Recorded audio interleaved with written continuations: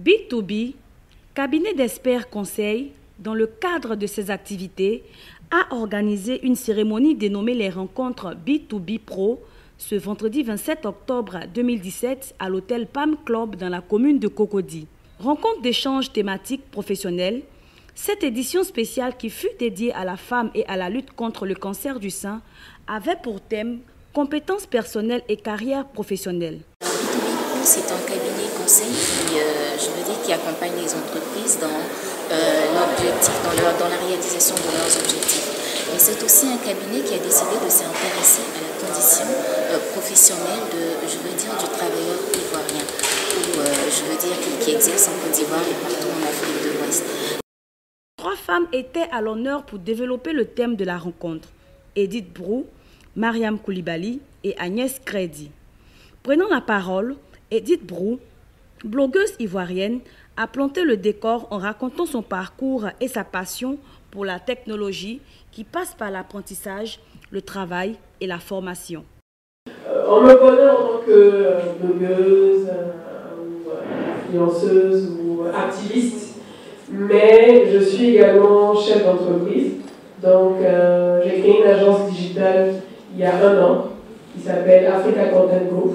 Donc c'est une agence de communication digitale. Quand on dit digital, l'entreprise gère les réseaux sociaux, donc des entreprises ou des marques ou des personnalités, donc avec des employés et tout ça.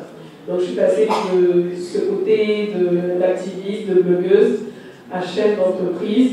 J'ai eu des difficultés, mais je n'arrive pas à le déceler, même quand on me pose cette question à chaque fois, quelle a été la plus grosse difficulté? Parce que même dans le domaine de la communication digitale, j'ai pas souffert des préjugés également des hommes. Ah non, c'est vrai qu'on me disait oui, c'est un métier d'homme, Internet, pourquoi tu fais de la communication sur Internet? C'est mal vu, il y a des brouteurs, il y a ce genre de préjugés également.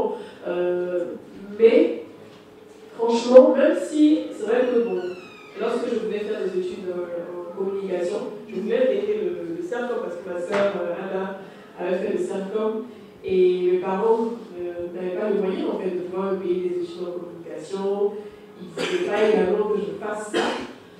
Et ça a été dur en fait, parce que je voyais mes copines, après le lycée, partir à l'étranger, suivre leurs études et tout. Et moi, j'avais comme si on me coupait les ailes en fait. Mariam Koulibaly, brillante animatrice et directrice de la radio Fréquence 2, a quant à elle été très tôt touchée par le virus de la communication dès le lycée. C'est en s'armant de courage, de patience, d'abnégation dans le travail qu'elle est parvenue à être parmi les meilleures de sa génération. Parce que généralement, les gens ont pris l'habitude de m'appeler simplement Mariam Koulibaly, parce que les gens dans leur quotidien sont forcément tapés à la porte. Et que quand ils ouvrent leur poste de télévision, leur poste radio, je suis là et je m'impose en fait, je quitte l'espace. Bonsoir à tous. Et merci d'avoir pris de votre temps pour venir nous écouter.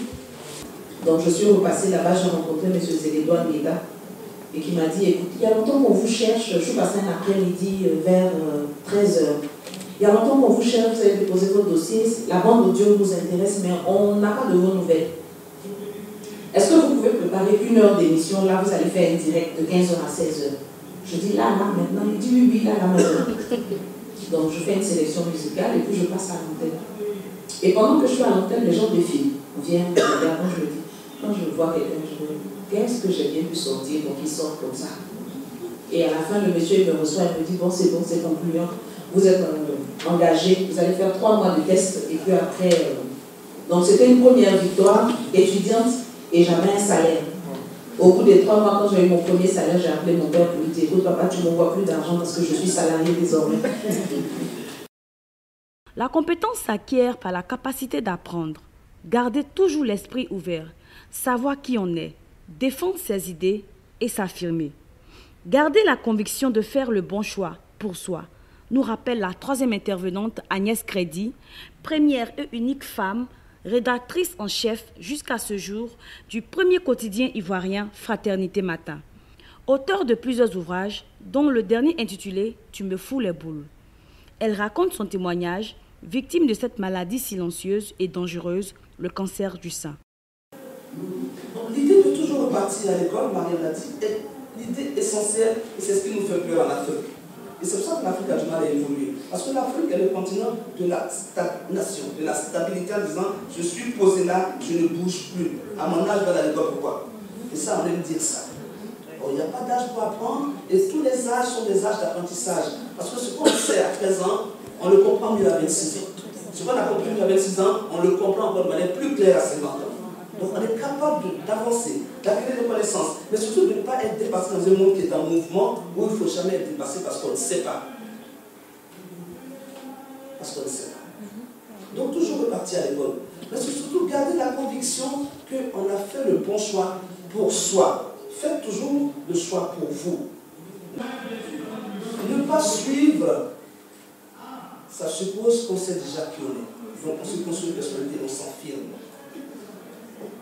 On est capable de défendre ses idées. Donc ne pas avoir froid aux yeux, Mariam l'a dit. Mais défendre ses idées suppose qu'on a un contenu à dire je suis un contenu, je ne suis pas un contenant. Parce que le contenant, c'est la paire de fesses. C'est par des conseils enrichissants de ces femmes influentes que se sont refermées les portes de cette édition. Je suis Mariam Koulibaly.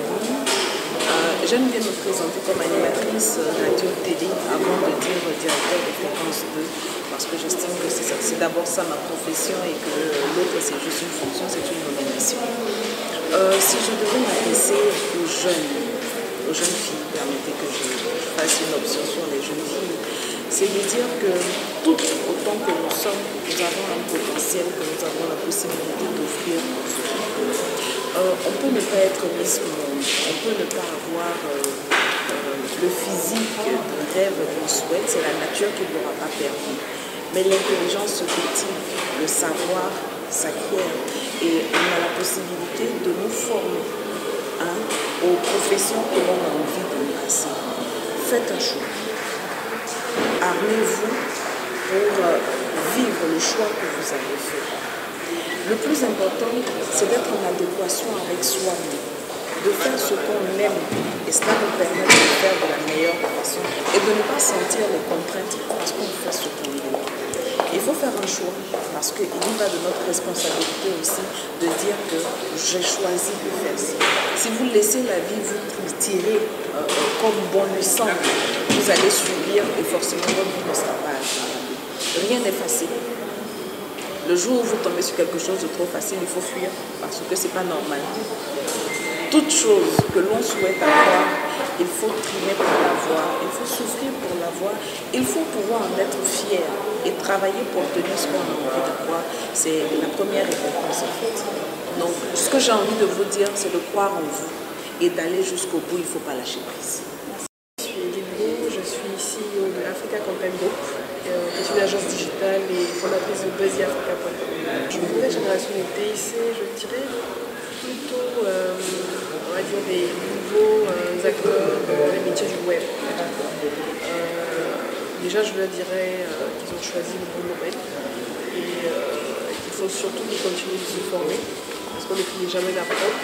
C'est un métier, c'est un secteur qui évolue très rapidement. Donc il faut qu'il soit en constante alerte et toujours apprendre à de nouvelles choses, rester à l'écoute de ce qui se fait ailleurs et avant, pour pouvoir ne pas se faire dépasser en fait. Et ils doivent également utiliser toutes ces compétences pour pouvoir développer leur pays parce qu'au final, on a la passion dans le domaine du PC, dans le domaine du digital, mais ça doit servir à développer notre pays. Ça doit servir à créer des emplois. Et cela servir également à changer les mentalités. C'est ce conseil que je veux donner. Il est important de le rappeler, l'autonomisation de la femme passe par le savoir, la connaissance, l'instruction, gage d'une compétence assurée. Vous avez découvert ici. Que vous avez découvert Ivoire TV. Ivoire TV.